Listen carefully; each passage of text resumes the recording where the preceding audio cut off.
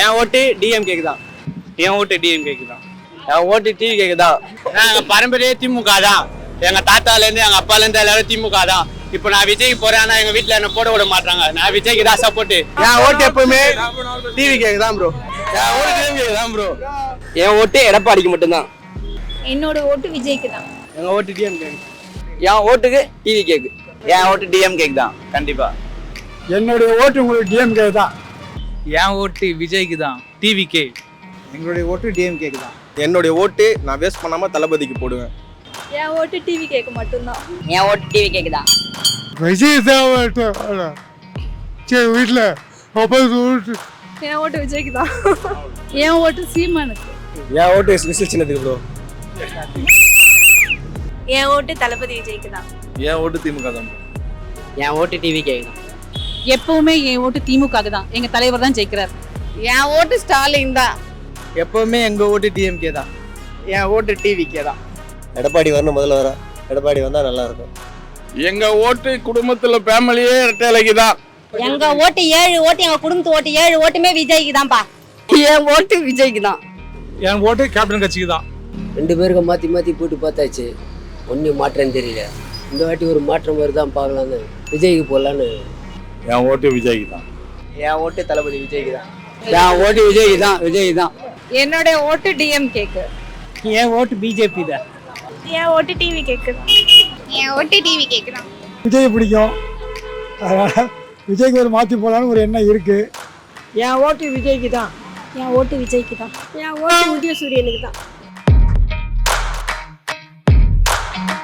Education system நல்லா growth ஆகுது. அப்புறம் இப்போ இருக்க பொருளாதாரமும் நல்லா இன்க்ரீஸ் ஆகுது. அதனால டிஎம்கே.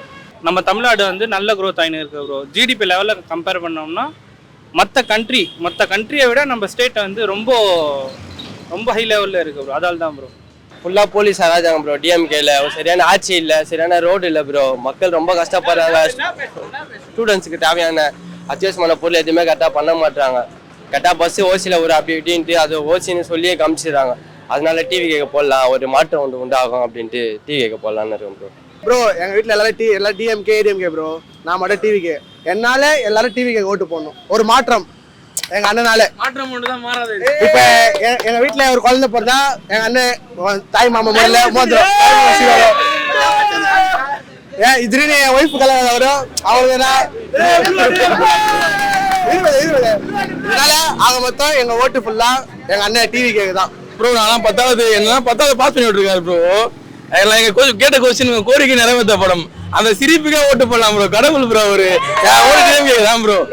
இப்போ ஏடிஎம்கேக்கு ஏன் நான் போடக்கூடாதுன்னு சொல்றேன்னா, இந்த காலேஜ் நாங்கள் படிக்கிறோம். நான் 3rd இயர் படிக்கிறேன், பிஏ எக்கனாமிக். 3 வருஷம் இந்த காலேஜில் படிக்கிறோம் ப்ரோ.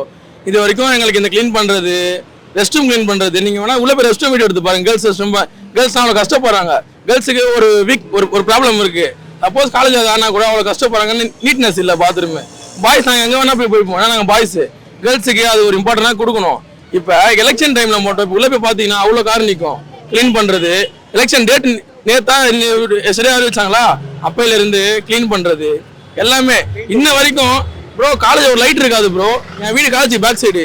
நைட்டில் பேய் பங்களாமா இருக்கும் அந்த காலேஜ். இப்போ காலேஜை சுற்றி ஃபோக்கஸ் போட்டிருக்காங்க. அதெல்லாம் எதுக்கு? ஏன் நாங்கள் மாணவர்கள் படிக்கணும்ல, எப்பவுமே பண்ணோம்ல. ஏன் எலெக்ஷன் டேட் மட்டும் பண்ணுறாங்க? அதெல்லாம் எனக்கு தெரியுங்களா ப்ரோ. இதில் நீங்கள் எல்லாம் கேட்குறாங்க எதுக்கு ஓட்டு போடுவீங்க டிவிக்கு. விஜய் வந்தாரா அது பண்ண போறாரா? அந்த எலெக்ஷன் டேட் அப்போ தான் அது பண்ணுவாங்க. மிச்சப்படி யாரையும் மதிக்கலாம் மாட்டாங்க ப்ரோ. அதான் ஆனால் என் ஓட்டு ஏடிஎம்கே தான் ப்ரோ.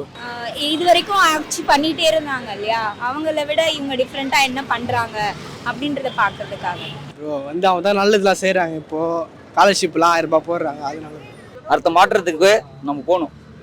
இப்போ இருக்க இளைஞர்களுக்கு பெண்களுக்கு பாதுகாப்பு கிடையாது. சரியா? அவன் சொன்னா ஸ்காலர்ஷிப் போடுறாங்க, நல்லது செய்யறாங்க, போறாங்க வரான்னு சொன்னா யார் காசுல செய்யறாங்க? மக்கள் காசுல தானே செய்யறாங்க. யார் வரி கட்டுறா? எல்லாரும் வரி கட்டுறாங்க. ஓகேவா?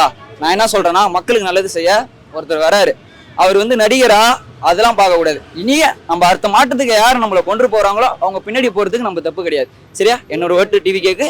என் குடும்பத்துல ஓட்டு 4 ஓட்டு டிவி கேக்கு தான் நான் போடுவேன். எங்களுக்கு நிறைய ஃப்ரீ பஸ் இருக்கிறாங்க, லேப்டாப் தந்துருக்காங்க, ஸ்காலர்ஷிப்லாம் நிறைய போட்டிருக்காங்க. ஸோ என்னோட ஓட்டு டிஎம்கே தான். நம்ம ஓட்டு எப்பவுமே தளபதி விஜய் தான். ஏன்னா அவர் ஏரியா நிற்கிறாரு பெரம்பூரில். எங்களுக்கு ரொம்ப ஆதரவு தருவார். இப்போ பெரம்பூர் ஃபியூச்சர் சிங்கப்பூர் ஆக சான்ஸ் இருக்குது.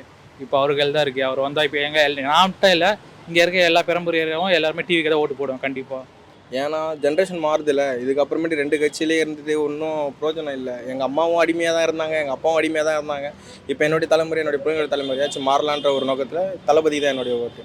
பெரம்பூரில் அவர் நிற்கிறாருன்றது எனக்கே ஒரு பூஸ் பம்ஸாக இருக்குது. அவர் நிற்கிறாரு அப்படின்னு, அதாவது நாங்களாம் வந்து கடவுள் கொடுத்த கிஃப்ட் மாரி.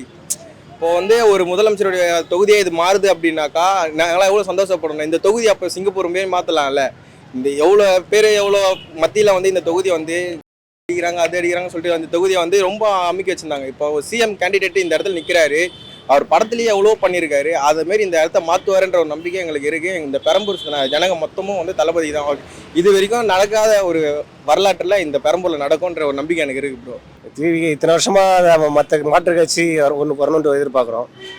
இப்போ வந்திருக்காங்க. ஸோ அதனால் டிவிக்கு இது வரைக்கும் நடந்த ஆட்சிலாம் பார்த்தாச்சு, இனிமேல் ஃப்ரெஷ்ஷாக அவருக்கு கொடுக்கலாம் ஒரு சான்ஸ் அப்படின்னு தான். எங்களுக்கு ரொம்ப பிடிக்கும், அதனால மாற்றம் வரட்டுமே அப்படின்னு அதனால நாங்கள் சீமானுக்கு போடுறோம். ரொம்ப பிடிக்கும். திமுக அப்பத்துலேருந்து நல்லா தான் பண்ணிட்டு இருக்காங்க. விஜயை பிடிக்கும் தான், சரிங்களா. படத்துக்கு பிடிக்கும், சரிங்களா. அவர் படம் நடிச்சிருந்தா அது எனக்கு ரொம்ப பிடிக்கும். அதுக்கு நான் ஒத்துப்பேன். ஆனால் இது எலெக்ஷனுக்கு அவர் இது கிடையாது, செட் ஆகாது. ஸோ நம்ம திமுக தான் பிடிக்கும். சில நாளாகவே இந்த ஆட்சி சரியில்லை ப்ரோ. கேஸ் உங்களுக்கே தெரியும். ஸோ அதனால் அவர் நிறைய செஞ்சிருக்கார் மக்களுக்கு. விடியல் பயணம், பிள்ளைங்களுக்கு வந்து நான் முதல்வன் திட்டம் கொண்டு வந்திருக்காரு. அது இல்லாமல் குழந்தைங்களுக்கு வந்து மேல் படிக்கிறதுக்காக, அதாவது யூபிஎஸ் எக்ஸாம் எழுதுறதுக்கு அவர் சென்டர் ஓப்பன் பண்ணி அதை வச்சு நிறைய குழந்தைங்க உலக லெவலில் போயின்ட்டுருக்காங்க, படிச்சுட்டு வெளியே போயின்ட்டுருக்காங்க.